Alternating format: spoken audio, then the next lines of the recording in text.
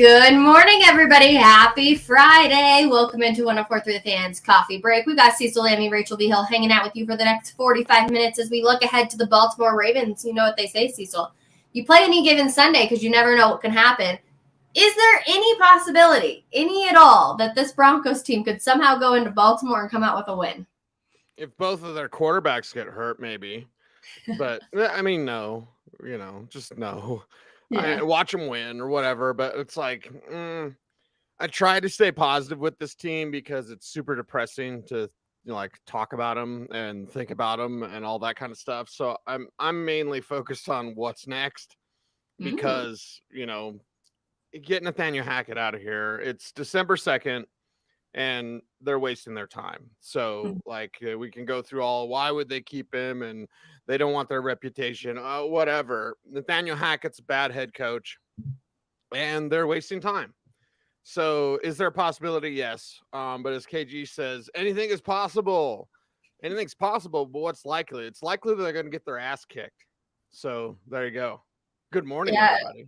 Yeah, good morning. Happy Friday, everybody. Hello to everybody in the comments. Thank you. The Real McCoy says over or under Broncos score 13 points on Sunday, Cecil. I'm going under. Maybe some garbage time. You know what I mean? So it's like, it's just pathetic. It's pathetic that this offense can't get figured out. It's pathetic that, Nathaniel Hackett can't find a way to work with Russell Wilson. He's done this to himself.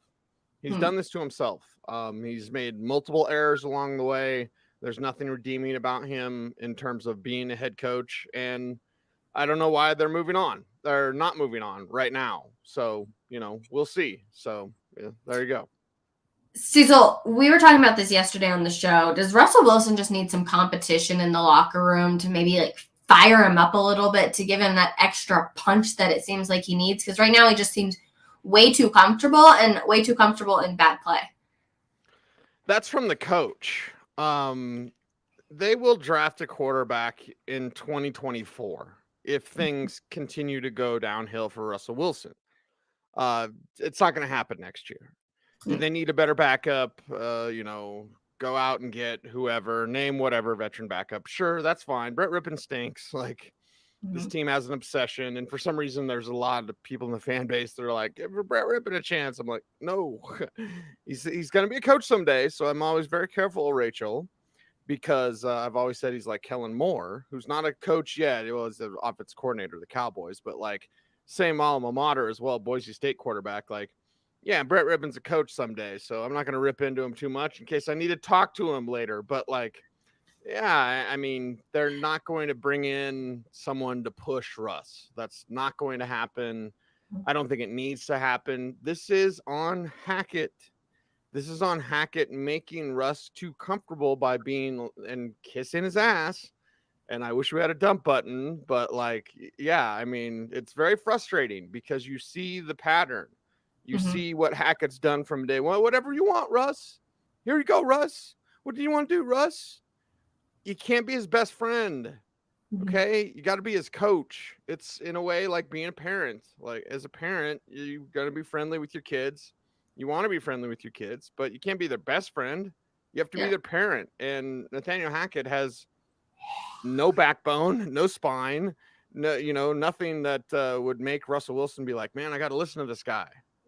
He's just a guy. He's a cheerleader basically for Russell Wilson, and that's not being a coach. And that's why Russ is looking like this. It's this Frankenstein of ugliness that you cannot believe. I cannot believe that they're here, that this is what the Broncos look like. I know. I'm with you. I can't believe it either. But is this where they went wrong? Where they went too much for the guy that was going to make him look really good in the papers and all over TV because he's so happy and he's so friendly and, up in atoms and just wanting to be like, I'm your best friend. I'm everything. Is that where they went wrong? Because everyone's been talking about how when you look at coaches, I know Stinks just talked about this with Mike Shanahan, where he's a nice guy. He's he was a coach, but he was terrifying at the exact same time. You never wanted to disappoint him. Yeah, and he would teach you. Mike Shanahan was a great teacher. Nathaniel Hackett's not doing anything. He's not doing anything like that. How is that possible with who his dad is? Well, his dad wasn't a good head coach either. I mean, and again, I don't like speaking ill of people like this. I'm just Mhm, going to say the truth. And the truth is, Paul Hackett was a fine coordinator. He wasn't a mhm, good head coach.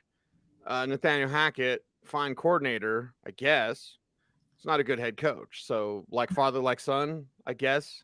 But where they went wrong is they didn't get Aaron Rodgers.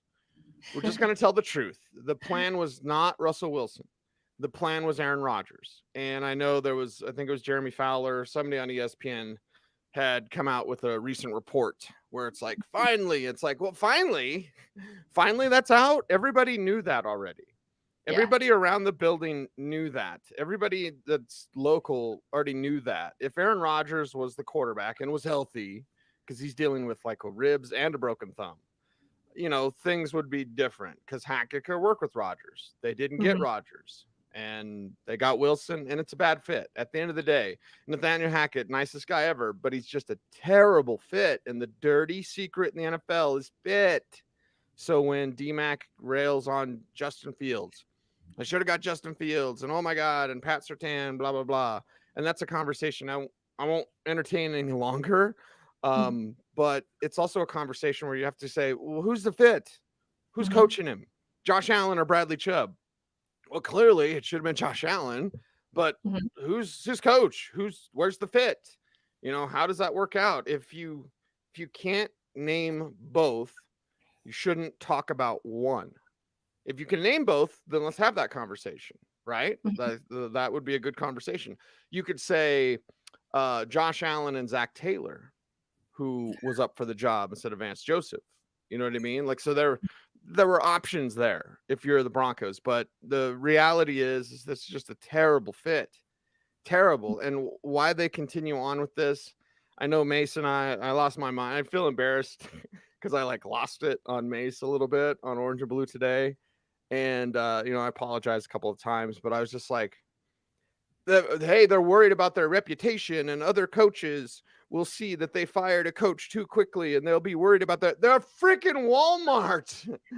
Walmart ravaged every single town they went to and Yeah. every single mom and pop shop. You think they're worried about their reputation? They're business people. And business people are worried about one thing, the bottom line. And the bottom line is this: Nathaniel Hackett sucks, and he's making the Broncos suck, and he doesn't fit with Russell Wilson, who's already been paid. So again, to me, the math is easy. The math is easy. Russ has been paid. He's not playing great, but he's going to be here. So what are you going to do? You're going to stick with a bad fit, or are you going to make some changes? They're going to make some changes eventually, so why not now? Yeah. The whole coaching that they're worried about that's actually like the funniest idea to me that's even crossing people's minds. There's 32 of these jobs in the entire world.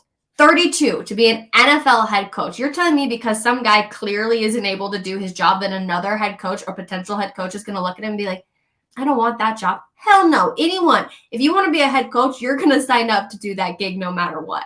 Yeah, and it's like, and I agree with you on the 32 coach because and when you're historically bad, Yeah. any rational and reasonable person, and honestly, it should just be for the mercy of Nathaniel Hackett. I mean, they Mm, keep propping him up there. It's like Weekend at Bernie's. Like you're just propping him up there, and he's like, we can turn it around. Like everything he says is bogus. Everything yeah. he says is a lie. And I don't think he's a liar necessarily, but he's not a good liar. And to be a coach, you got to be a good liar. Because when you talk to the media, you can't really give us much. And Hackett's either given us too much or he's lied in terms of like, why didn't you guys run the ball? Well, we didn't have a lot of plays. You had 35 plays. Like, really? You couldn't run the ball? So, again, like Broncos country is savvy. They're smart fan base, good fan base. And I don't think they're fair weather fans either. It's just been too much. This downfall has been too far, too long, too hard, and too down in the dumps. And making that change, if you're Walmart, Walton Penner Group, whatever I got to say, you are then sending the message to the fans who are your customers. And if it's me, are you going to piss off one of 32 who would be Mhm. glad to have that job, or the millions upon millions of Broncos fans who now are saying, go Avs, go Nuggets, let's see what the Bills do, like whatever. They're tuning out You're the big dog forever.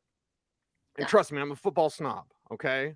And maybe that's been my downfall or whatever, but no, football rocks and everything else is fine.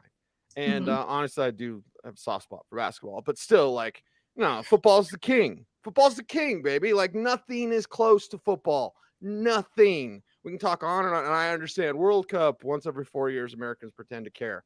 But, like, okay, football's the king, but the Broncos have the emperor has no clothes, and the Broncos are just sitting there acting like they're the king, and they suck. And that's Mhm. what makes this whole thing so frustrating and really sad, honestly. I know. I'm with you, Cecil. I'm with you. But I do want to talk a little bit about the Ravens and what people can expect to see on Sunday. So, who are the weapons and what side of the ball is the strongest for the Ravens? Yeah, they use that offense is really incredible because they move people around. They have limited talent at the wide receiver position, and they've actually done kind of the opposite of what Philadelphia did. Philadelphia had Jalen Hurts as quarterback, and last year they had to change their entire offense for the fit. It's a dirty word. So they changed their offense to fit Jalen Hurts. Now they knew, okay, we're going to run the hell out of the ball and we're going to let you run, but you're going to have to be a better passer. So this offseason, they made that big trade, blockbuster. It's A.J. Brown. A.J. Brown, much like Stephon Diggs with Josh Allen, because everyone's like, Josh Allen sucked earlier. Drew Lock is just like Josh Allen. I said, no. But when Stephon Diggs showed up, Josh Allen thrived. And when you saw A.J. Brown show up, Jalen Hurts thrived. Baltimore didn't do that.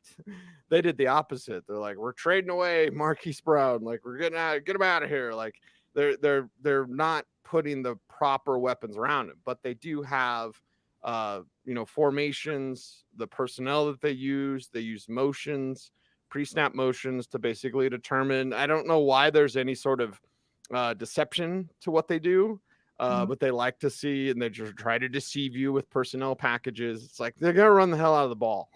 That's what they're gonna do. This is like if Tennessee got fancy. It's like we know Derrick Henry's coming down our throat. Tennessee's just like, yep, this runs it right at you. Well, Baltimore does that too, but they like to fancy it up a little bit and throw in some different personnel packages, some different motions, etc. They don't really have the horses to, throw and pass all day. But they're going to run it. They're going to run it a lot, especially if J.K. Dobbins is back. It's Friday. I was eating breakfast, Rachel, so I haven't updated the news yet on terms of like who's practicing today. And we won't know until later today anyway. But if J.K. Dobbins comes back, you already have Gus Edwards. You already have Lamar Jackson. This team's going to run it at you all day. And if you're the Broncos, you have to be ready and match that physicality. And this defense is checked out. They've checked out because they're so discouraged because the offense doesn't help them out. And I do not blame the defense whatsoever. Okay. I don't blame Justin Simmons for going after Mike Kliss or whatever. Poor Kliss. I love Kliss. Like Justin, come on, Justin. Like it's Mike. You can give a little bit of a break, little pass. He's there every day, but it's like, okay, this defense totally checked out, and I don't blame them because their offense isn't helping, and they're just not, they're thinking about Cancun or whatever, and you're gonna face that discipline of Baltimore. They know who they are. They know how they want to win. And that's run the ball down your throat. Use some Mark Andrews when they pass. And that'll be tough to stop because Broncos can't stop a tight end anyway because they never want to draft an inside linebacker because Josie Jewell is just fine, everybody. Oh, coverage? What? Never mind about that. Okay, real quick, I want to go to the Kliss in the locker room stuff. I actually kind of think that the locker room is still together. And I say that in a not like everything is fine and dandy and things are great, but they still have a little bit of hope in Russell Wilson because I don't think we would have got that response out of so many of the players. We're seeing guys defend him on social media. Like if things were truly broken, don't you think that we would just kind of hear almost silence about it besides from guys like Justin Simmons or whoever they're going to bring to the podium?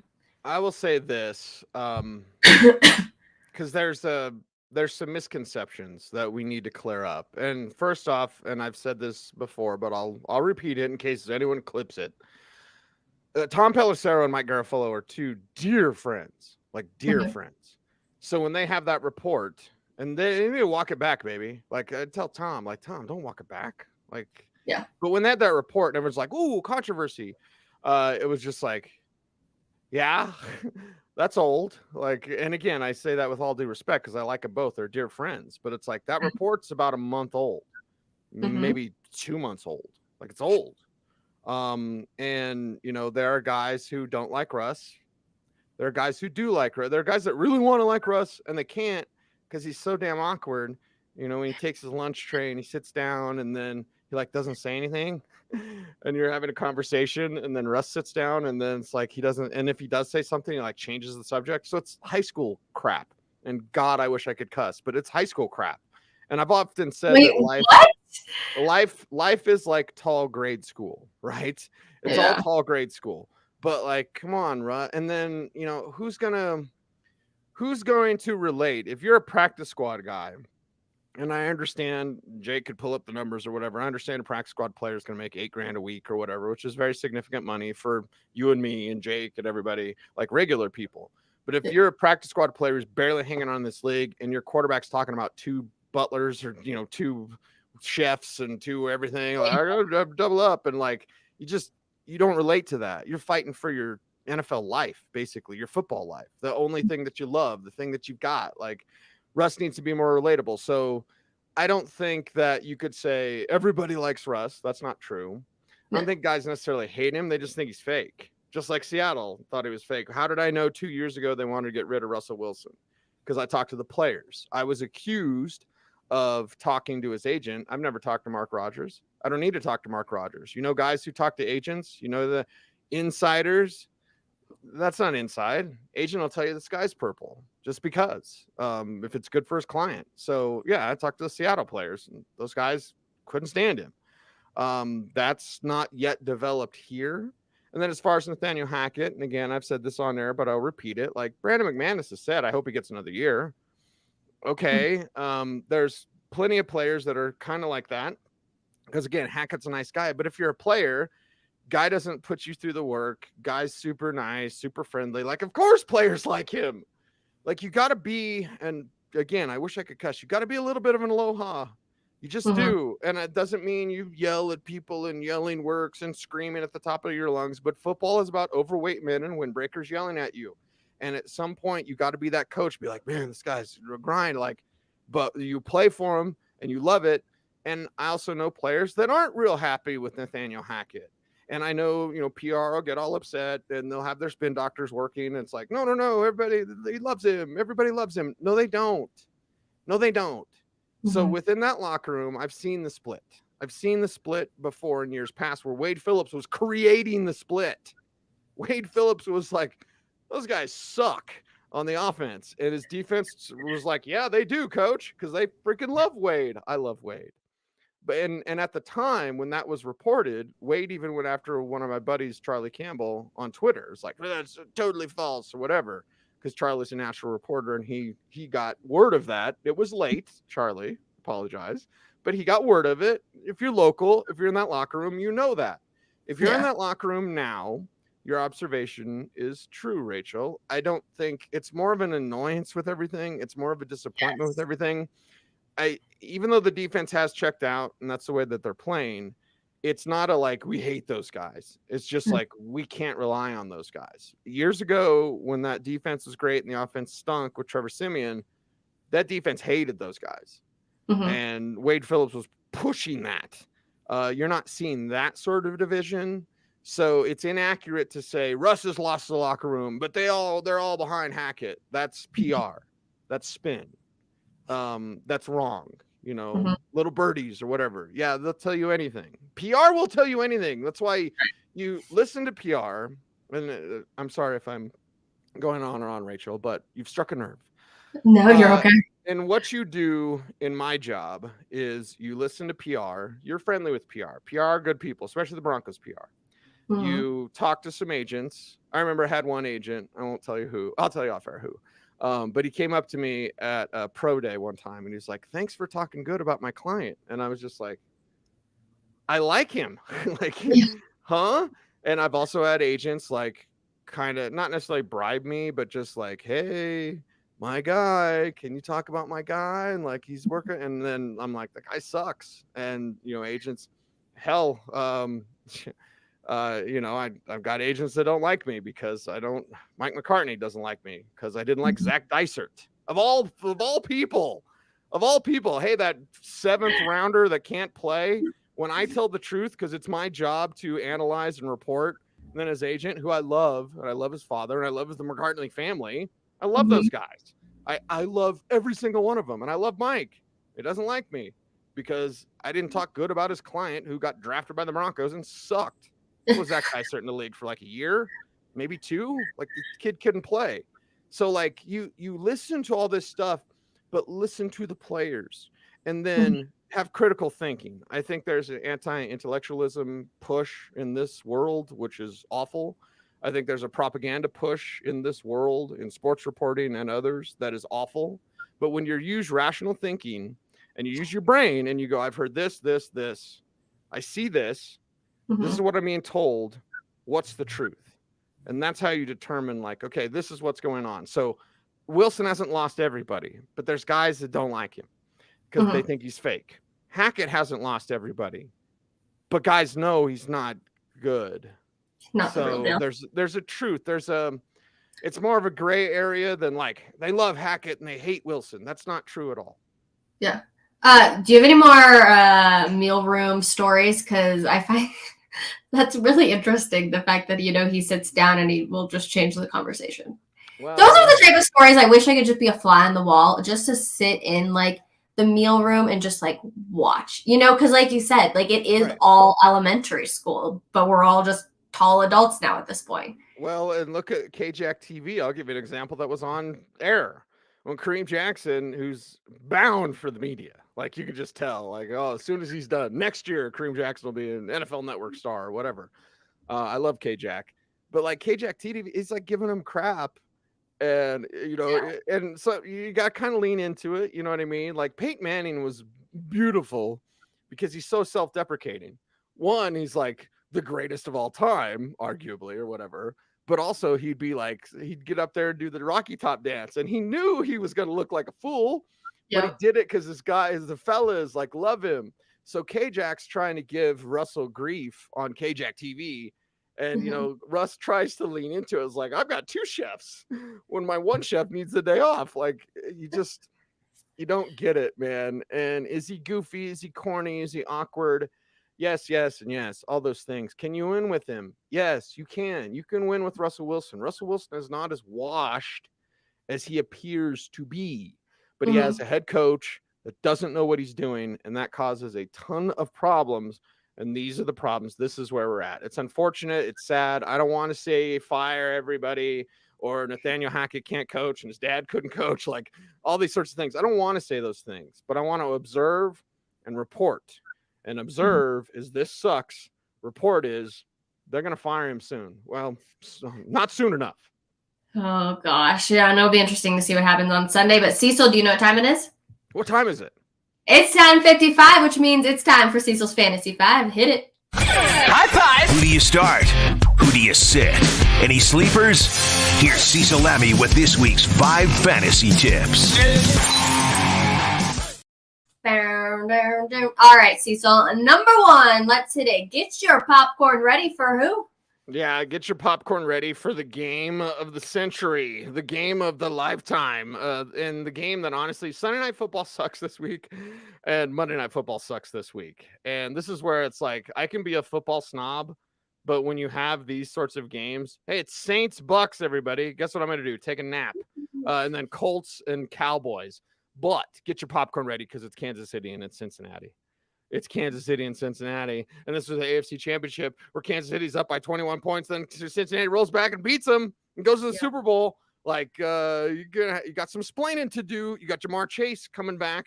That's going to be fantastic for the Cincinnati Bengals. You've got Kansas City, who's now learned how to run the ball with Isaiah Pacheco. Thank you very much. So this is the game. This is the marquee matchup. And, well, good thing the Broncos play early, because wrap that ugly thing up, get the post game done and all that, and then get your popcorn ready, get your fantasy assets ready, start them all. If they're Joe Mixon's back, start him. Jamar Chase is back. Start him. Hayden Hurst, start him. Everybody, you start him in this game. You got Chiefs, you got Bengals. You're going to have a good Sunday. Have the Bengals finally remembered who they were? I know they had all the O-line difficulties last year, but have they finally figured it out? Because early on it was a struggle, but now it just seems like they've really found their rhythm and things are starting to click. And they did it by running the ball. Running the ball, ladies and gentlemen. That's the key right there. So Samaje Perine. And Jake wants to know, is KC Cincy better than San Fran and Miami? It's close. We got a little more on San Fran and Miami. That's coming up later in Fantasy 5 at 10:55. All right, number 2, Warren Tech. Yeah, Warren Tech. I say this because, Jalen Warren should be the starter for the Pittsburgh Steelers this week. Najee Harris is banged up. I believe it's a quad, top of my head. But anyway, so Jalen Warren's had a hamstring injury. And that's a rookie. That's a kid that the Steelers really liked and have pushed ahead of the depth chart above a Benny Snell, above an Anthony McFarland, et cetera. And those guys aren't good necessarily. But Jalen Warren's good. And he's got a little bit of Najee in him. He's not quite the talent level of a Najee Harris. But if you're looking at running back and you're struggling, you got fantasy playoffs coming up. And maybe someone, because Jalen Warren was out last week with his hamstring injury, he's back this week. Harris is going to be out. Warren's going to be the starter. And if there's someone in a waiver wire, maybe it's a shallow bench league that dropped Warren, and then you pick him up and you start him this week against Atlanta, because we know the Steelers can't do a whole lot. It's Kenny Pickett, and they're going to trick themselves into keeping Kenny Pickett when honestly they should wash him away, and get another quarterback next year. They're not going to do that. It's the Steelers. They don't make, it's like, turning a lumber wagon. It's how I used to describe Alexander Johnson turning. They got all mad on Twitter. It's like, who said that? I was like, that was me, Alexander. You can't turn. So the Steelers don't change real quick. So they're going to keep Kenny Pickett, everybody, when it's not really working with the kid. That means a lot of Jalen Warren. That's good for your fantasy team. Can Kenny Pickett do anything to survive in this league, or are all odds against him? No, I mean, here's the thing at the end of the day, and it's tough to make this assessment this early, and it could be wrong. And this is where patience could take off. But if you look at physical skill set, what he's done career-wise up to this point, and that extra year at Pitt in college is like, okay, he did enough. He got drafted in the first round. He's the only one. But if I fast forward, I say, okay, everything hits for Kenny Pickett. Everything hits. Accuracy becomes better, and mobility is still a factor, and all these factors add up. He's Derek Carr. That's if he hits. He's Derek Carr. Now, Derek Carr's okay. It's not wrong. Love his eyelashes. But, don't you want more than Derek Carr? Shouldn't you want something greater than Derek Carr? But the Steelers, God bless them, they're old school, and let's run the ball and play great defense. And, Roethlisberger bailed him out of so much. I feel these are, and I'm old, Rachel, but I feel these are like Mark Malone days coming up. They had a chance to draft Dan Marino, and there was, I won't get into the rumors, but there were plenty of rumors about Dan Marino. Before he came out, rumors that proved to be false, by the way, but it prevented the Steelers from drafting the kid from Pitt, and they could have went from Terry Bradshaw in 4 Super Bowls to Dan Marino, and who knows how many Super Bowls they could have had with Dan Marino. Instead, it was Mark Malone, and that was Cordell Stewart, and then it was like Neil O'Donnell throwing pick after pick of the Super Bowl, and then finally they got to Roethlisberger. So with Pickett, it's just you're bumping your head against the ceiling. What is Ben Roethlisberger up to nowadays? I thought he would get into broadcasting. Apparently, I was very wrong. I'm going to bite my tongue on that. Okay, and moving on that one. You're about to get pwned. Yeah, cue the Cartman, right? You're about to get pwned. If you look around the league and you say, okay, where can I find that one-sided? Where can I find that, one team, one matchup that I can absolutely go out there and dominate with my opponents out there?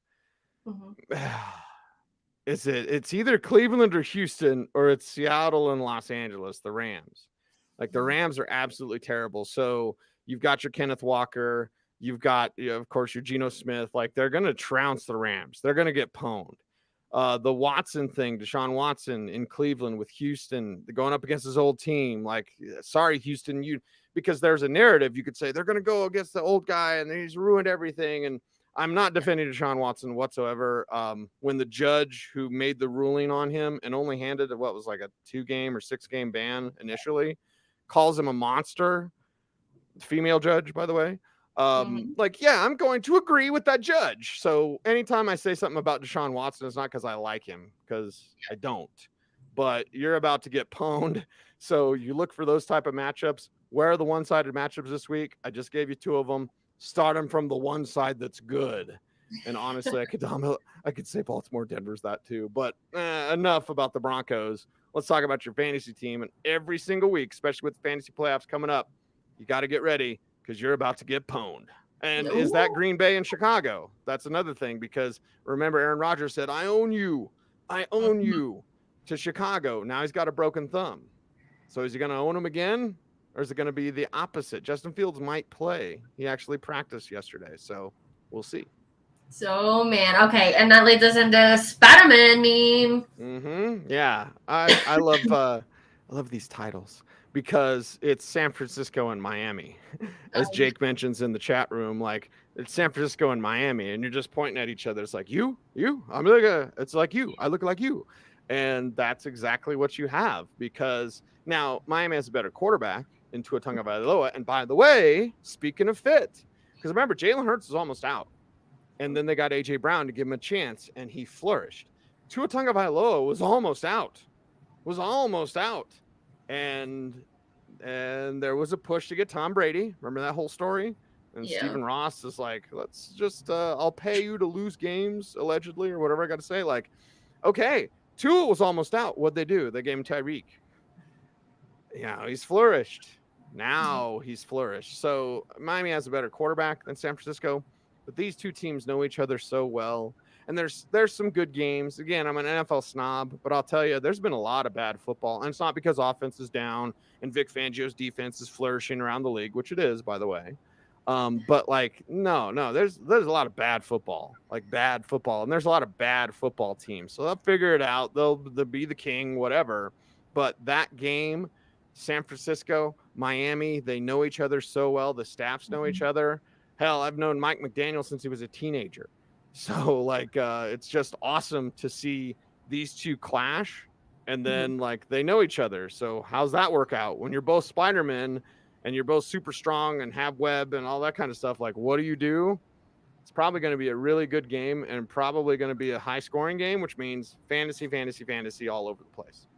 What is it about Mike McDaniel's play that's allowing Miami to be so good? Because he looks at what he has and then he changes what he does. Coaches are bigger. Oh boy. Here we go.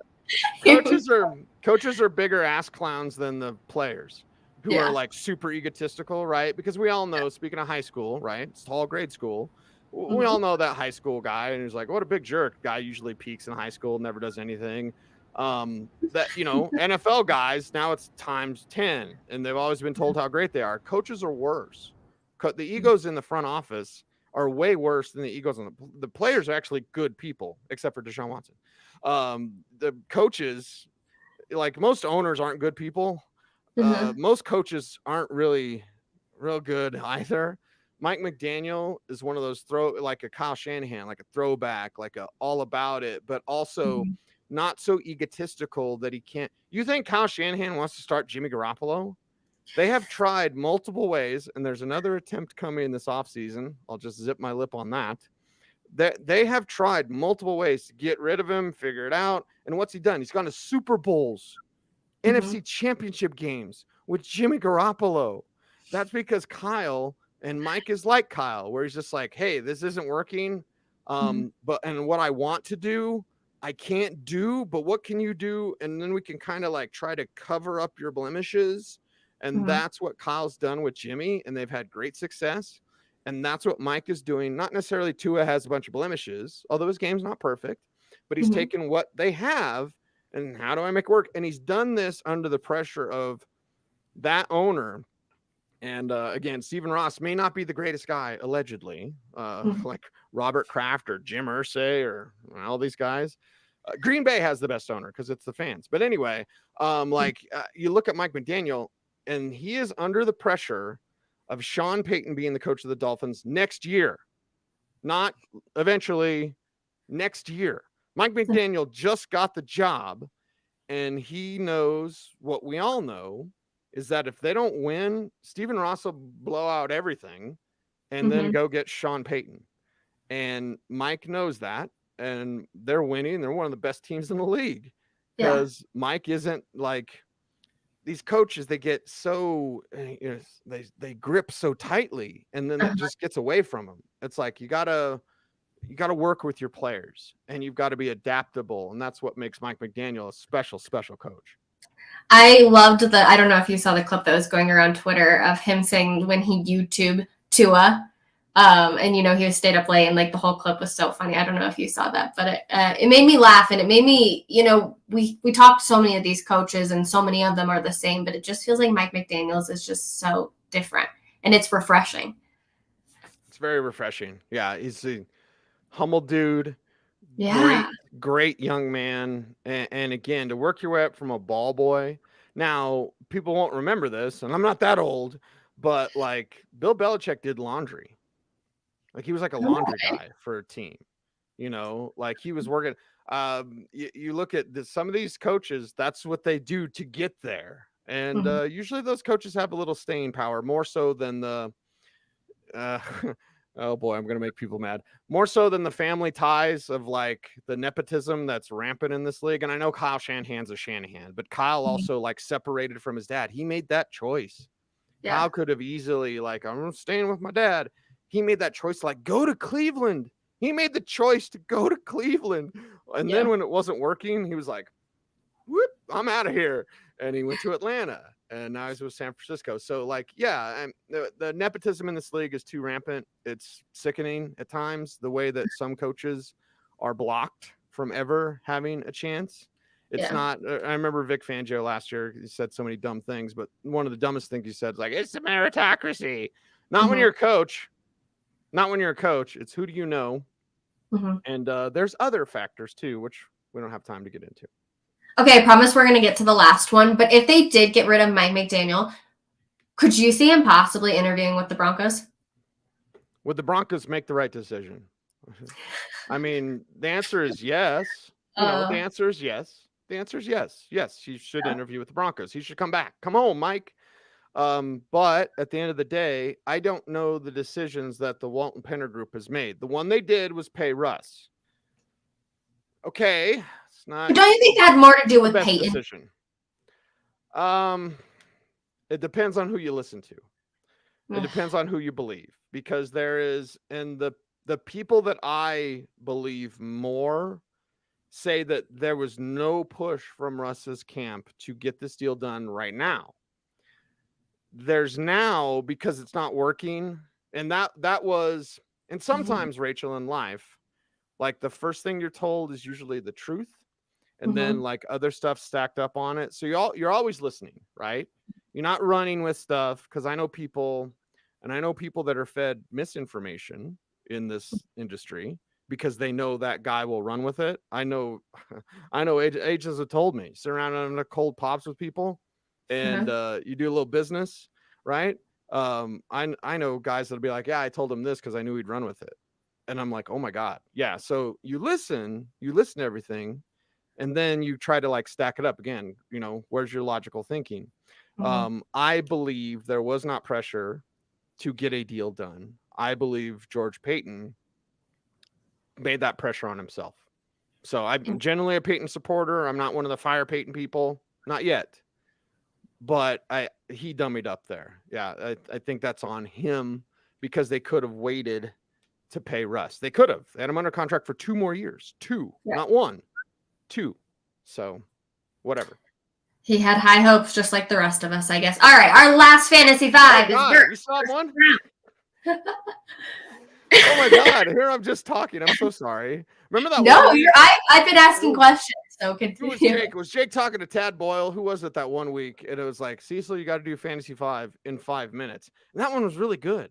It was like, and not that this one's not great. They're all great. Am I right, fellas? Yeah. But like, Yeah.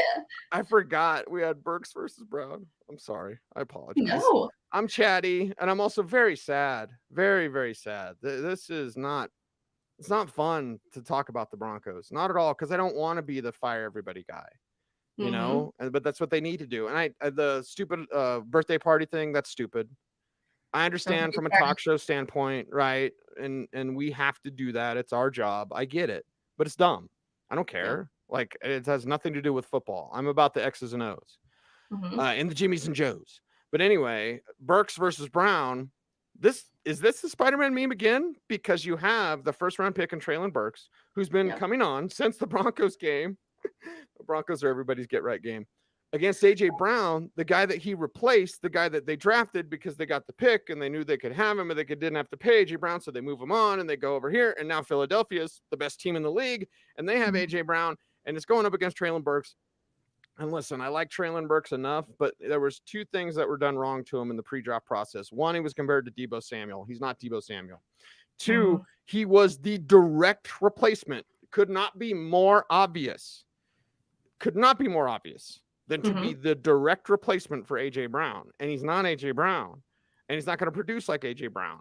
And he hasn't produced like AJ Brown, although he's come on. So how will that kid fire up? I'm starting Traylon Burks this week, my fantasy league flex play, because it's time, kid.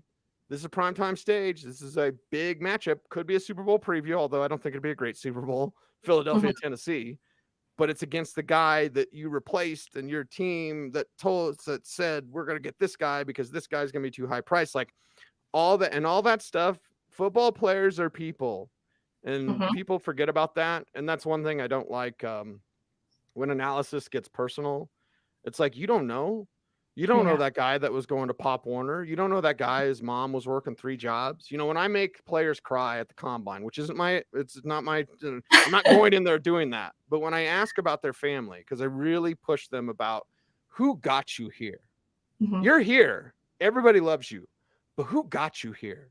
And when I get compliments every year on the questions, but when I make players choke up, when I make them cry talking about their mom who worked the 3 jobs just so he could afford football cleats and he's out there, he's for her, he's going to buy her house and blah, blah, blah. Like, this is where football players are people. So this type of narrative, Traylon Burks replaced AJ Brown. That is a narrative that needs to factor into your fantasy decisions. And that means you're starting him this week. All right. Fantasy 5 presented by Hooters. Cecil, that's where here we go. We're about to get into it. That's what really bothers me about a lot of the media right now is that it's become so personal with Russ and it's no longer about the game. And that's what's really pissing me off more and more. See, I'm going to get fired up now. Is I'm like, you guys are forgetting that he's a person. And there's a lot of talk about, how he has nobody and all this thing. So I'm like, so why pile on it? It has nothing to do with his play. It doesn't matter if half the team didn't show up to his birthday party. Like, who gives a rat's ass about that? Let's talk about the play because that's what we're here to do. We're not here to talk about and dissect his birthday party, yada, yada, yada. Here's the other thing. Deshaun Watson was called a monster by the judge who prosecuted him for what do they call it? Is basically sexual assault. Okay. Yes. I don't want to take the show there, but I'm going to take it there. Because again, there's a lot of bad people in this world. I'm not saying Deshaun, whatever. You make your own judgment. But I know this: Russell Wilson's a good man. He's a good man, and in that instance, Peyton Manning was a good man. Like we need to cheer for those good guys that make it that far. Because your Ben Roethlisbergers. You wonder why I didn't answer that question. Your Deshaun Watsons. Like there's a lot of players who maybe aren't the greatest guys. Maybe they've gotten away with too much their entire lives. Maybe there's more to the story than has been initially reported and always has been. Maybe I'm just guessing. But I've been around this game long enough to know when you have a good guy like that he's still good. Russell Wilson's still good. He's not great anymore. And maybe you could make the argument he was never great. Whatever.